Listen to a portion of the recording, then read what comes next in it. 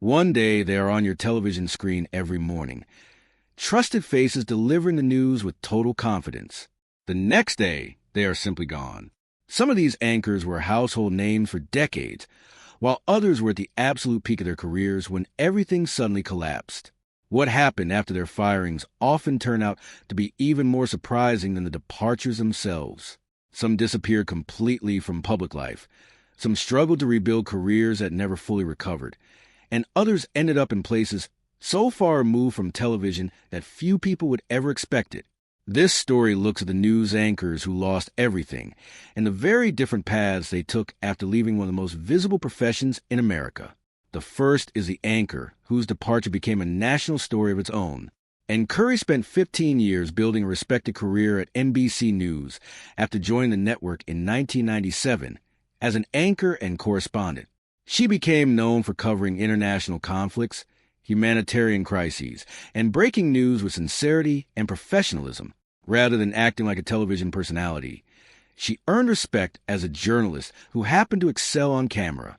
By 2011, she had reached one of the most coveted positions in American television, becoming co-host of the Today Show alongside Matt Lauer. However, that role lasted only a single year. In June 2012, NBC removed her from the co-host chair in a decision that drew widespread criticism. Reports at the time suggested the issue had less to do with Curry's performance than with her relationship with her co-host, whose influence inside the network reportedly carried significant weight. Her emotional on-air farewell became one of the most memorable moments in morning television, with viewers watching as she struggled to hold back tears while saying goodbye. NBC kept her on as a national correspondent, presenting it publicly as a continuation of her career, but the assignments never matched the prominence of her previous role. She remained in that position until leaving NBC entirely in 2015. Afterwards, she hosted documentary projects, including We'll Meet Again for PBS and Chasing the Cure on TNT. Although both programs were well received, neither restored the daily visibility she once enjoyed. As of 2026, Curry continues working independently and remains active in journalism, but the influence and audience she once had at NBC have never truly returned. Her story stands apart because her departure was driven largely by internal politics rather than professional misconduct or public scandal. The next story is about Brian Williams, once the most-watched news anchor in America. In 2004, he succeeded Tom Brokaw as anchor of NBC Nightly News, inheriting one of the most prestigious positions in broadcast journalism. Rather than struggling under the weight of expectations, Williams quickly established himself as a trusted and authoritative presence, helping the program remain the highest-rated evening newscast in the country for years. His calm delivery, dry sense of humor, and reputation for credibility made him one of the most recognizable journalists in America. Everything changed in February 2015, when questions emerged about stories he had repeatedly told regarding his experiences covering the 2003 Iraq War. Williams had claimed that the helicopter he was traveling in had come under enemy fire and been forced to land. Veterans who were present disputed that account, explaining that Williams had actually been on a different helicopter that arrived later. Faced with the evidence, Williams admitted that his recollection had been inaccurate and publicly apologized. During NBC's internal review, further questions surfaced regarding statements he had made about his experiences covering Hurricane Katrina, with additional discrepancies raising concerns about the accuracy of his reporting. The network suspended him without pay for 6 months, and although he remained with NBC afterward, he never returned to NBC Nightly News. Instead, he was reassigned to MSNBC, where he hosted a late-night news program until his contract expired in 2021. Since leaving NBC, Williams has remained active in smaller but notable roles.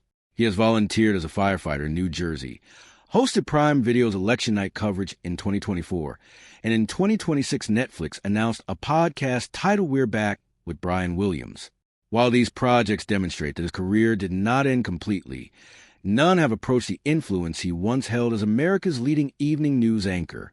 His downfall was unusual because it stemmed not from personal misconduct toward others, but from inaccurate accounts of his own experiences. In journalism, credibility is a profession's most valuable asset, And once that trust was damaged, the position he had spent years building could never truly be restored. The next story shifts from damaged credibility to one of the most dramatic public dismissals in television history, that of longtime Today Show host Matt Lauer. Matt Lauer spent 2 decades as one of the most familiar faces on American morning television.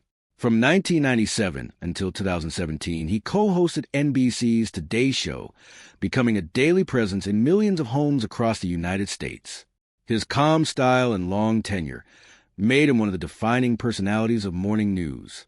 That career came to an abrupt end in November 2017 when NBC fired him within 24 hours of receiving a formal complaint from a colleague alleging inappropriate workplace conduct. The dismissal was immediate and highly public. NBC released a statement early that morning, forcing Lauer's longtime co-host to announce his firing live on the very program he had anchored for 20 years. As additional women came forward with similar allegations, the controversy intensified. Although Lauer insisted that the relationships in question had been consensual, several accounts describe behavior that extended beyond that explanation. After his dismissal, he virtually disappeared from public view. He was not photographed publicly again until October 2019, nearly 2 years after the scandal. Reports described him living quietly in the Hamptons, avoiding the social circles and professional relationships that had once defined his life. Friends and former colleagues said he had largely withdrawn from public interaction. By 2023, reports indicated that his personal life had become more stable. He had rebuilt relationships with his children, maintained a civil relationship with his former wife, and spent time at property he owned in New Zealand with a partner he had been dating since 2019. Professionally, however, there has been no meaningful comeback. He has not returned to television, launched a significant media project, or attempted to reclaim the public platform he once held.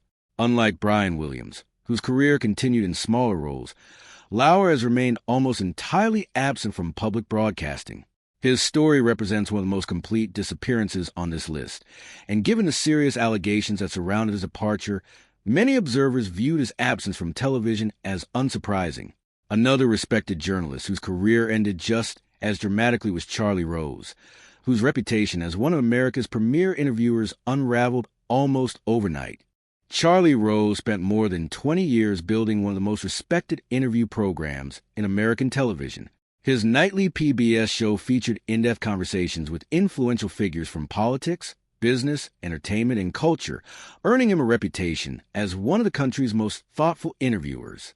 Alongside that success, he also co-hosted CBS This Morning, giving him a strong presence in both public broadcasting and mainstream television. By 2017, Rose was regarded as one of the most accomplished journalists in America. Everything changed in November that year when the Washington Post published an investigation containing allegations from 8 women who accused him of inappropriate workplace behavior, including unwanted touching and other forms of misconduct. Within days, CBS, PBS, and Bloomberg all severed ties with him, bringing an immediate end to his broadcasting career. As more women came forward, the number of accusations eventually exceeded 30.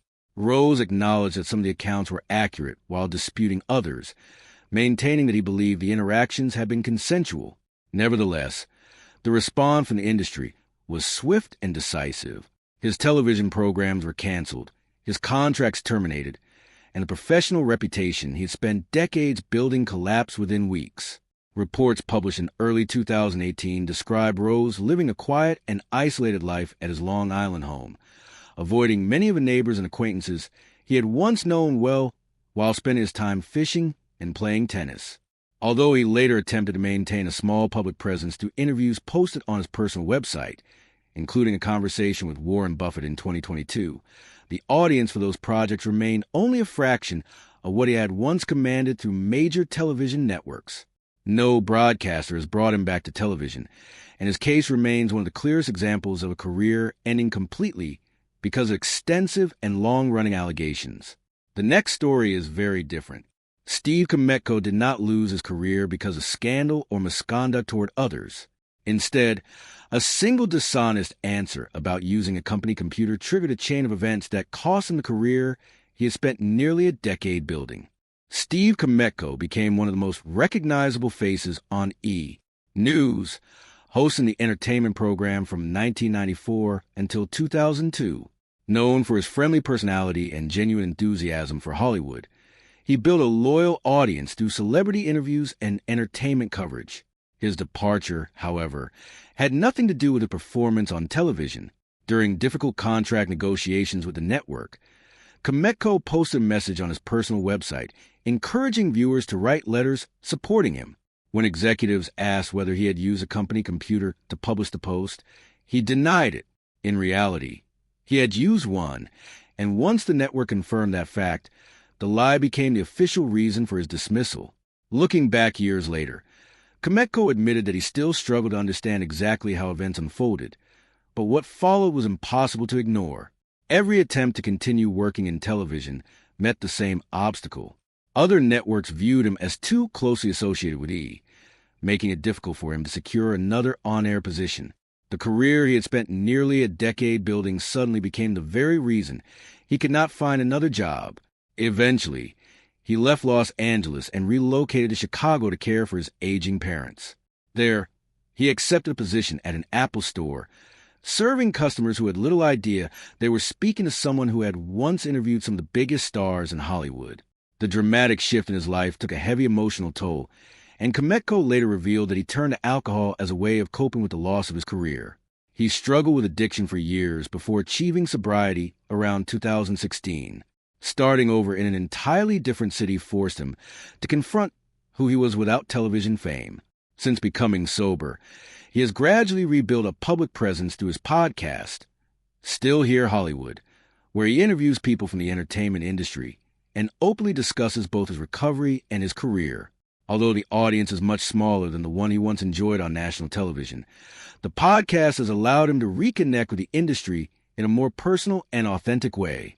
His story is perhaps the quietest tragedy on this list because the original mistake, a lie about using a company computer, resulted in consequences far greater than anyone could have expected. The final stories examine two journalists whose careers ended abruptly for very different reasons, Terry Moran and Brooke Baldwin. The final two stories show how quickly even long and respected journalism careers can come to an unexpected end.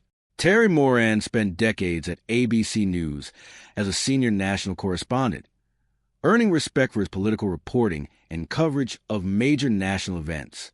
His career ended suddenly in June 2025, not because of a lengthy investigation or workplace controversy, but because of a single late-night post on social media. Moran published a message on X criticizing the president and a senior White House official using language that ABC concluded violated its editorial standards for journalists. The network immediately suspended him and dismissed him just 2 days later.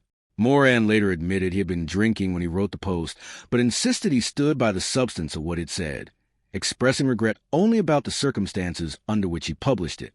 Rather than issuing a public apology in hopes of preserving future opportunities, he maintained his position, a decision that likely closed many professional doors while reinforcing his image as someone who refused to compromise his convictions.